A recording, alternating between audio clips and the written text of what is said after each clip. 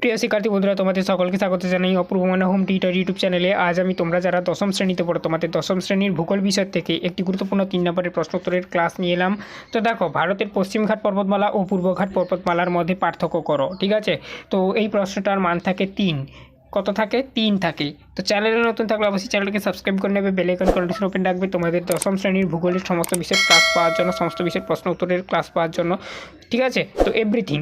তো দেখো, ভারতের পশ্চিমঘাট পর্বতমালা ও পূর্বঘাট পর্বতমালার মধ্যে পার্থক্য করো, এই বিষয় সম্পর্কে আজকের আলোচনা করছি।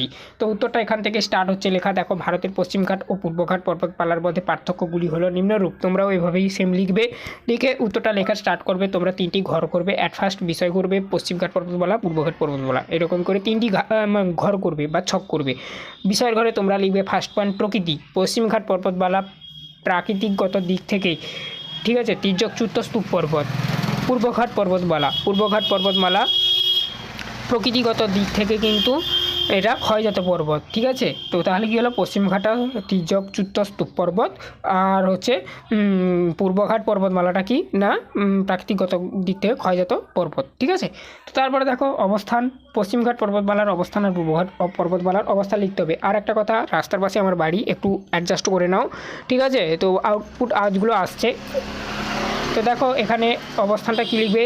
পশ্চিমঘাট পর্বতমালা পশ্চিম উপকূলের সমান্তরালে অবস্থিত। এখানে দেখো, আমি একটি ড্রয়িংয়ের মাধ্যমে অবস্থানটা যেটা সমান্তরালভাবে সেটা দেখিয়েছি।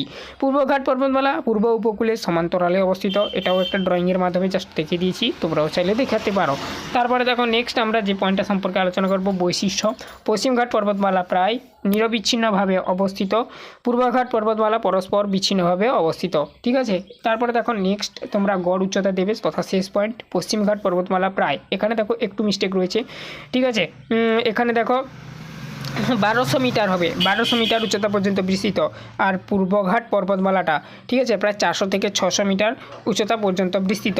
তো দেখো এখানে, তো দেখো এরপর আমরা গড় উচ্চতা সম্পর্কে আলোচনা করব। পশ্চিমঘাট পর্বতমালার প্রায় গড় উচ্চতা কত?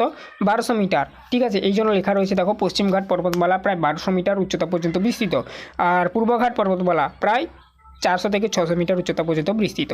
এটাই তোমরা দেবে। এই 4টা পয়েন্ট দিলে আশা করি তোমরা এই 4টা পয়েন্ট দিলে তোমরা 3-এ 3 পেয়ে যাবে অনায়াসে। প্রশ্ন মান থেকে 3 যেহেতু, তো তোমরা 3টি পয়েন্ট দিতে পারো, কিন্তু আমি বলবো এক্সট্রা একটা পয়েন্ট দেবে। ঠিক আছে, তো তার জন্য তোমাদেরকে আমি 4টা পয়েন্ট লিখতে বলছি। ঠিক আছে, তো আশা করি তোমরা বুঝতে পারলে। এই প্রশ্নটার উত্তরও আমি করিয়ে দিলাম। এইরকমই দেখো, তোমাদের class 10 3 marks question answer notes, এই প্লে লিস্টের মধ্যে তোমাদের ভূগোল বিষয়ে যত যা 3 নম্বরের প্রশ্ন হয়, মার্কেটে যত যা লেখকের ভূগোল বই হয়, সমস্ত লেখকের ভূগোল বইয়ের মধ্য থেকে যা যা প্রশ্ন থাকে, এবং বিভিন্ন রকমের বিগত 10 বছরের এবিটিএ টেস্ট পেপার বা অন্যান্য WBH বা WBTA টেস্ট পেপারের থেকে যে সমস্ত 3 নম্বরের প্রশ্নগুলো রয়েছে, সেগুলো থেকে সমস্ত প্রশ্ন উত্তরের ক্লাস করানো হচ্ছে। ওই প্লেলিস্টের মধ্যে তোমরা সমস্ত ক্লাস পাবে, হাজার হাজার ক্লাস তো আপলোড হচ্ছে প্রতিনিয়ত।